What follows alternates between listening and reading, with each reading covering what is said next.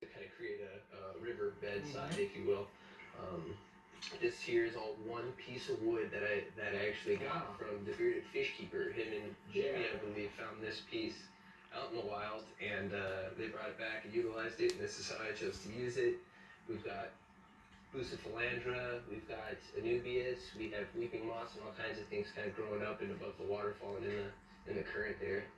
Yeah, so did you do anything to prep the wood? Because that's one of the most asked questions. I got a piece of wood, what now? So I rinsed it to the best of my ability. I dragged it into my shower and I put the pressure wash on it, and I used a lot of heat, as much heat as I could, to kind of kill any bacteria as possible. A couple pots of boiling water if necessary. Dump it on it to kind of sterilize it. Yeah. Then I let it dry out, and then once it became fully dried, I sunk it in, submerged it. I found a nice tight squeeze just in case it decided to float. I found some way to kind of wedge it in between the glass and the overflow in the back there. Okay. And so that's how I got it to stay submerged. It didn't want to float, and I think after so much time, it obviously stays down. But I wanted to try and figure out a way to utilize it above the water line, below the water line. Yeah, and give you any problems? Or no, actually, I've had zero problems with it. This skate did take about 6 weeks, approximately, to fully come together after getting all the pieces and all the... Some baby pistos, too. There's some air breeding in there. I haven't had to remove the parents. I haven't had to remove the babies. One reason being is because of all the debris you see floating around the bottom there. Yeah. Great hiding for the babies. I previously have had rainbow emperor tetras in here that actually bred. You'll see a baby or two swimming around in there as well. So I see some...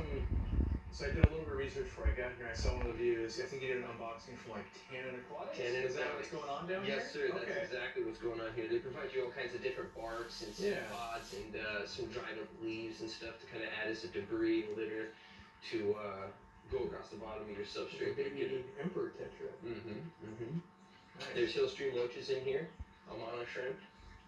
And this is actually, believe it or not, one of my easiest tanks to maintain. This one I've had to do virtually nothing but top off the water. I do water changes every 2 weeks, but minimal water changes. And it takes care of itself. Do you have to fertilize or anything? No, I don't dose this tank. Okay. I had CO2 running for a short period, and then I realized it wasn't really doing much to help this tank. Sure. So we kind of cut it off, and now we're just letting it do its thing. And for lighting, looks like... This one's simple. We have a 36-inch Beamworks. We have a 48-inch Stingray. And we have another little flue ball, or Phoenix, light that we got right above the waterfall here for the boost. Nice. So it's pretty simple. Filtration is very simple. There's just a simple water pump that I attached the plastic tube and was able to wrap a sponge around it, so it's got filtration. Okay. And I used the exhaust side to kind of feed the waterfall. So I super glued a hose to the other side of the pump and ran that hose up and behind the tank and over the waterfall there. So that's creating that waterfall effect. So another thing I see that people ask me all the time, and because I'm a professional, I can't really answer because it can get me in trouble, but as a hobbyist, you can answer. Absolutely. What do you look for when you're going to put a tank on something like a dresser or a banquet table, that kind of stuff? Okay, so I usually go for the hardest wood possible, obviously. Usually hardwood furniture is usually going to be pretty solid. This tank, once again, it's on a dresser and it's only half filled. That's just above half, but with all the things that are in it, it's probably only 50 gallons. Okay. So I did utilize this because of the lightweight that it was going to be on. Okay. So I did kind of keep that in mind also when I was setting it up. What do we got here? Yeah. What do we got here? We got a plant tank. We have Takashi Amano's 80A solar wood.